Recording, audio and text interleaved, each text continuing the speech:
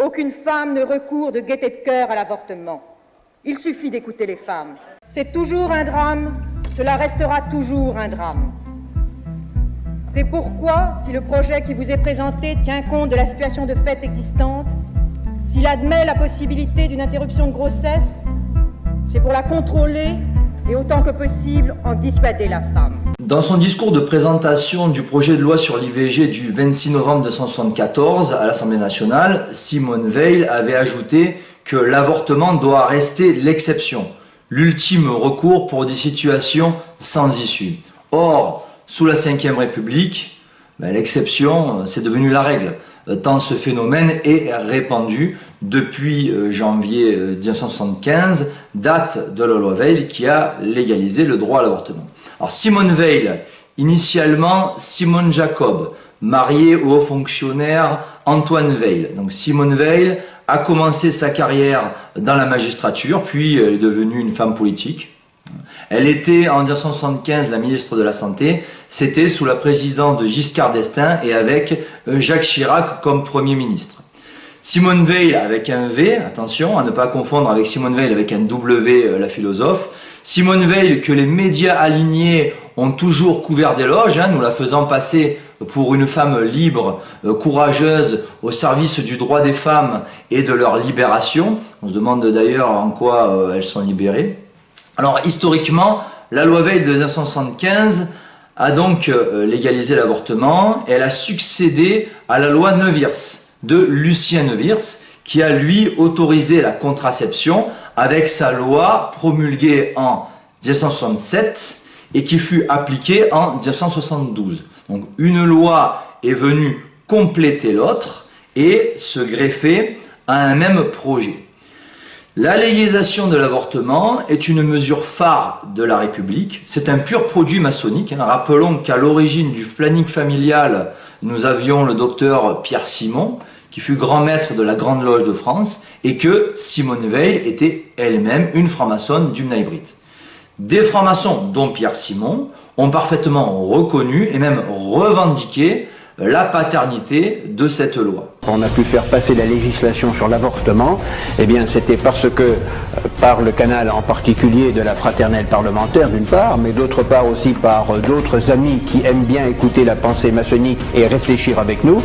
C'est à la suite de travaux maçonniques que j'ai déposé en 1971 le texte qui est devenu le texte de Madame Veil, le texte du gouvernement, mais qui était moins généreux que le mien. Mais voilà un texte qui a été élaboré par les loges. Nous sommes ici dans un cas typique du clivage Église contre Église.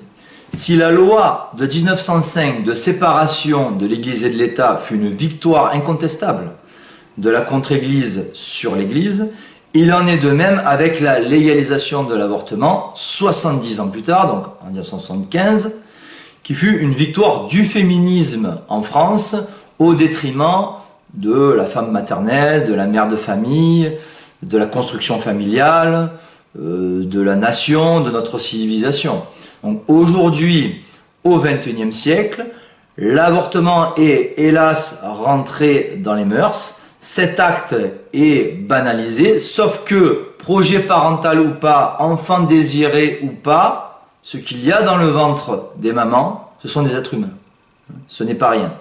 Et l'avortement reste avant toute chose un crime contre l'humanité, contre la vie, et même un crime de masse, tant ce procédé meurtrier est très souvent employé depuis maintenant presque 50 ans. Alors évidemment, le Grand Orient de France n'a pas cette considération-là.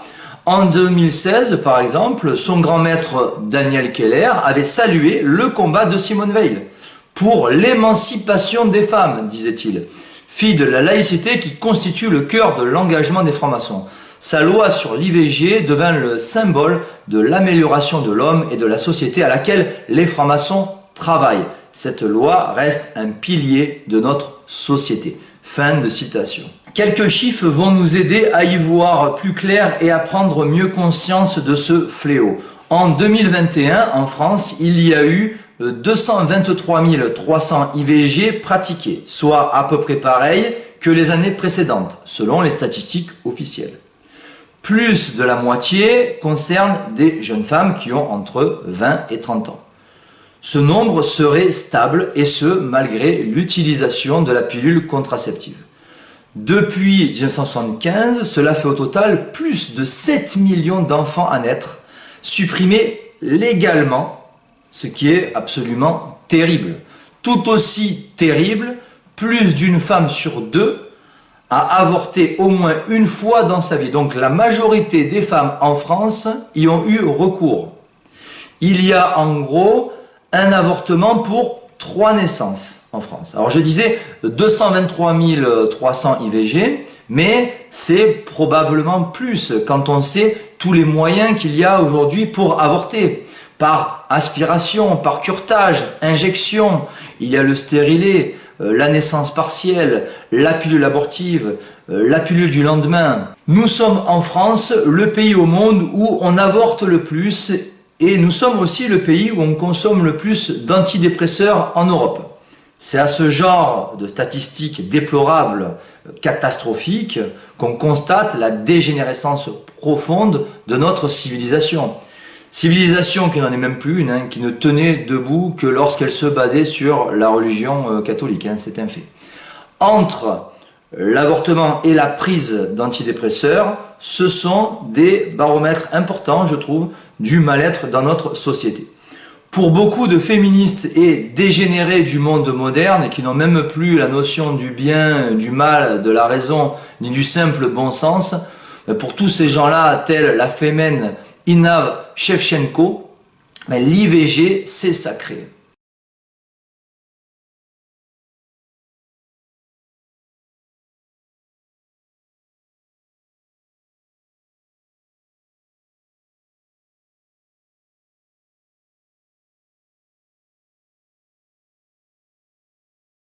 Nous venons de le voir, chiffres à l'appui, l'avortement est le principal génocide des 20e et 21e siècles. Un génocide qui se fait en silence avec l'approbation de la loi républicaine. Donc l'IVG serait soi-disant sacré, pour certains frères Latruelle et autres féministes, et le fait de l'inscrire dans la Constitution, comme ça s'est fait récemment, confirme cette sacralisation.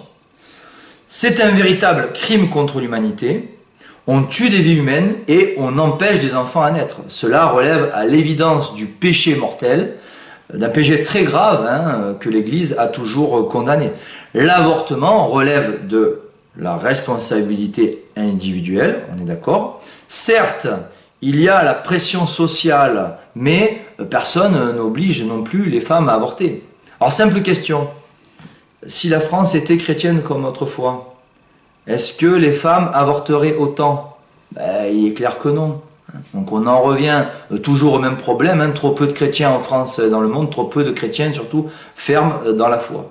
Alors ce crime contre l'humanité est donc légal en France, et cerise sur le gâteau maçonnico-républicain, ce crime est remboursé intégralement par la sécurité sociale. Donc une femme tue une vie humaine, et l'État lui rembourse à 100% le meurtre de son enfant à naître. Et la majorité de la population approuve cela, l'IVG. Et quasiment tout le monde trouve ça normal. Donc voilà où on en est aujourd'hui. C'est vraiment la preuve qu'on est tombé très bas. En cas de référendum, il ne faut pas se leurrer, la majorité de la population voterait pour l'avortement. Donc voilà à quoi aboutirait la loi du nombre, appelée démocratie, à la légalisation d'un acte criminel. D'ailleurs, la proposition de loi de la France insoumise pour inscrire le droit à l'avortement dans la Constitution a été votée dernièrement à 337 voix contre 32. Donc seulement 8% ont voté contre. C'est dire si le mal est profond à l'Assemblée nationale. Donc il n'y a rien à attendre. Le terme Assemblée nationale, d'ailleurs, remonte à 1789. Il désignait alors le tiers-État qui s'opposait au roi Louis XVI, et le doyen de ce tiers-État était à l'époque le franc-maçon Bailly, qui était affilié à la loge des 9 sœurs. Donc ce sujet sensible, l'IVG, est la démonstration que le nombre n'est pas raison, y compris au Rassemblement national où 38 députés ont voté pour, 23 contre quand même, et 13 se sont abstenus. Donc dans les 38 qui ont voté pour, on trouve sans surprise Marine Le Pen, Bruno Bilde, Sébastien Chenu et Julien Audoul. Je crois que cela se passe de commentaires.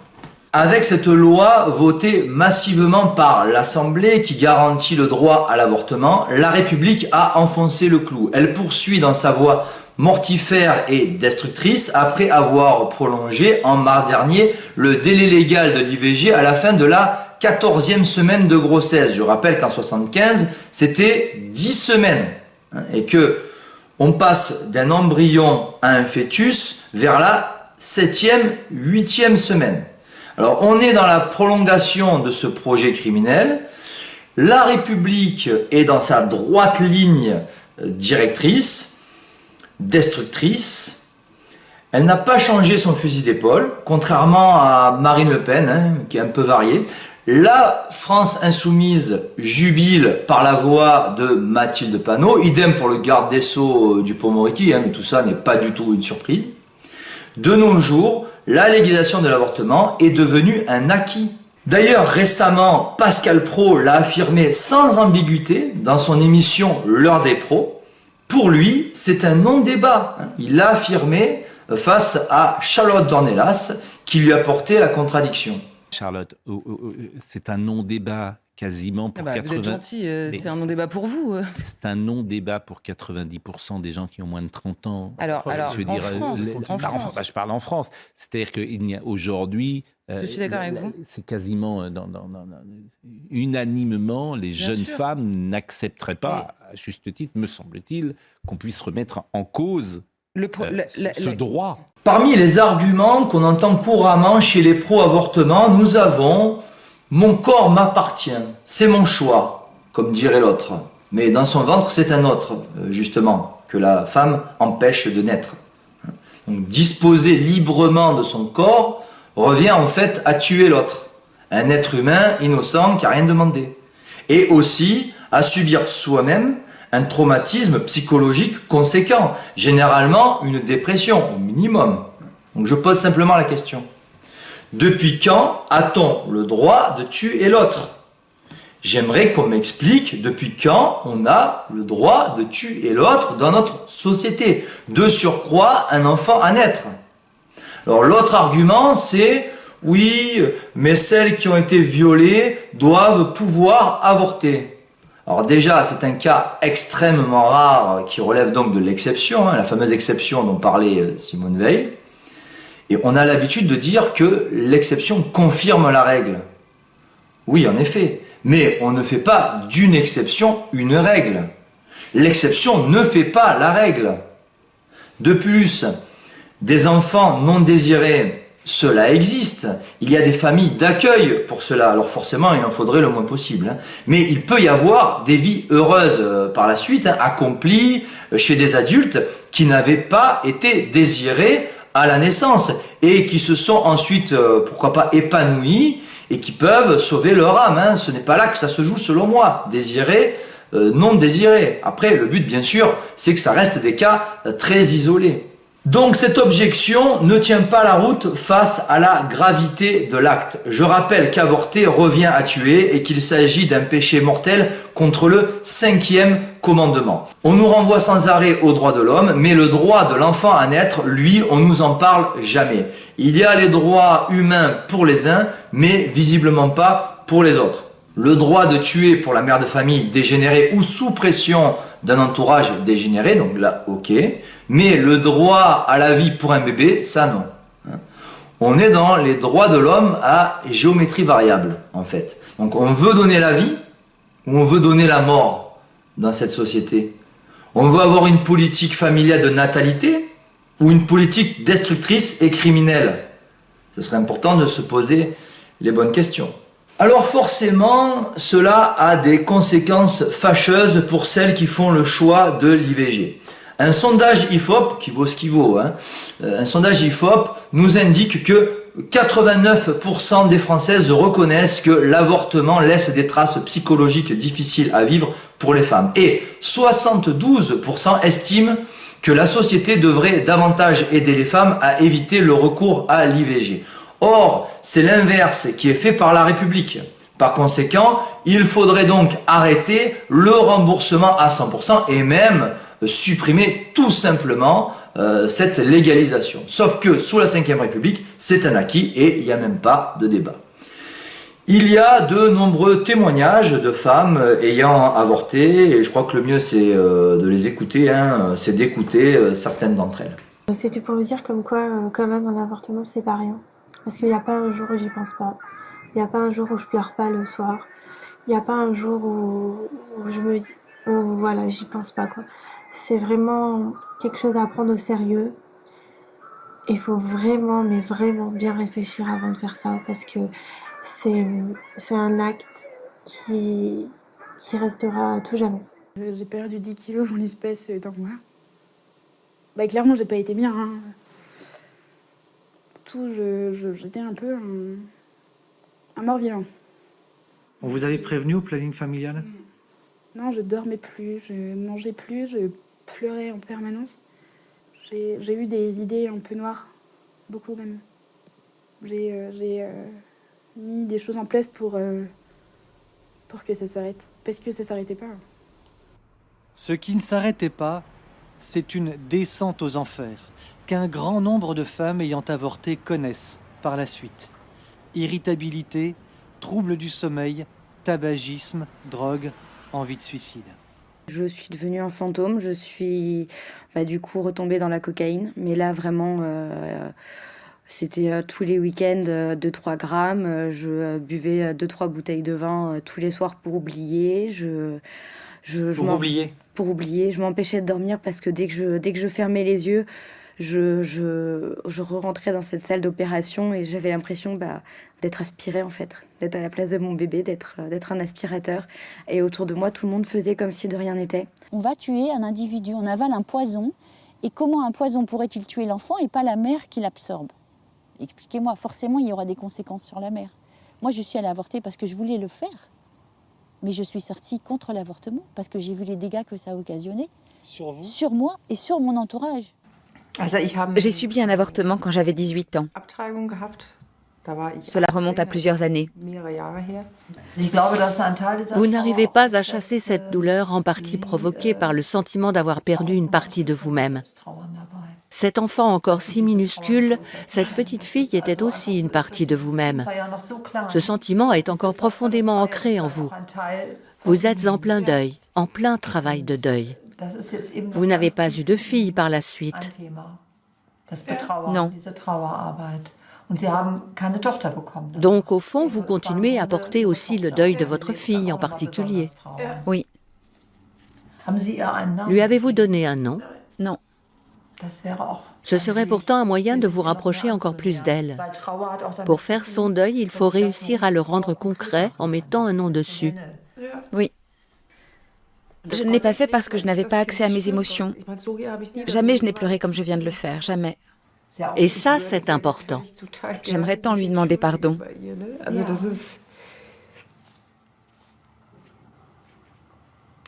Avez-vous le sentiment que votre fille est proche de vous, qu'elle vous accompagne au quotidien, à moins qu'elle ne soit loin, au contraire ?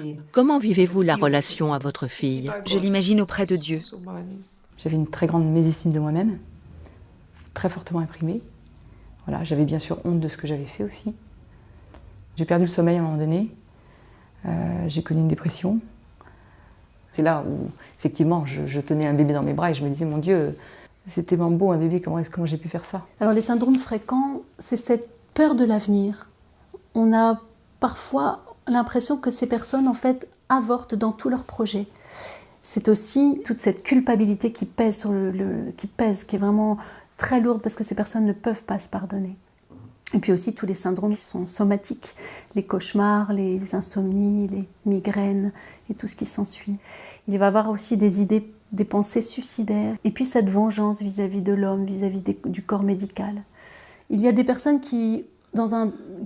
pour qui ça va ressurgir très très tard dans leur vie parce qu'elles se sont interdites de le dire, parce qu'elles sont dans une immense culpabilité, un mur de honte et du coup elles vont en le disant, vraiment réaliser tout ce qu'elles ont vécu. Parfois 65 ans de cauchemars, parfois une grande angoisse, une grande révolte par rapport à des enfants qu'elles ont vus, à des bébés qu'elles ont vus naître dans leur entourage, à une poussette qui traversait la rue. Et du coup, quand tout revient à la surface, on peut enfin s'en occuper et le guérir. Prévenir du danger, c'est quand même mieux que d'avoir à guérir afin d'éviter que le mal se reproduise. La légalisation de l'avortement est à mettre, selon moi, en perspective avec le projet mondialiste. Nous vivons dans une société qui préfère la mort à la vie, qui préfère le migrant à l'autochtone. Cela relève du constat. Nous vivons dans une époque qui favorise la stérilisation au détriment de la reproduction. Ceci est un autre constat. Toutes les lois, les décisions politiques, la propagande médiatique vont dans ce sens, dans cette direction. Celui du remplacement de population et aussi de la réduction de cette population à l'échelle mondiale. Ce qui est un but majeur du nouvel ordre mondial. L'avortement comme le remplacement de population en Occident sont des points importants du processus révolutionnaire mondialiste. Le mondialisme est un projet contre nature, son but est de tout dénaturer les nations, leur identité. L'équation est simple, avortement de masse plus immigration massive non européenne, non chrétienne, égale remplacement de population. Grand remplacement, diront certains, qui est déjà acté dans certains quartiers, certaines villes, pendant que certains collabos à la République crient à l'extrême droite et au complotisme, ce projet en attendant il se met en place. Et dans certains endroits, il est déjà acté. Il suffit d'ouvrir les yeux, d'être dans le principe de réalité et non dans l'idéologie. Donc, à l'instar de l'immigration, l'avortement est un facteur important de la démographie française. Il a donc l'approbation de la démocratie et il influe sur la démographie. Il y a un parallèle à faire entre les plus de 200 000 avortements qui sont pratiqués chaque année et les 300 000 immigrés réclamés par Jacques Attali. Donc, le conseiller à l'Élysée et mentor de Macron avait exprimé ce souhait devant Léa Salamé sur un plateau télévisé. C'était il y a environ une dizaine d'années.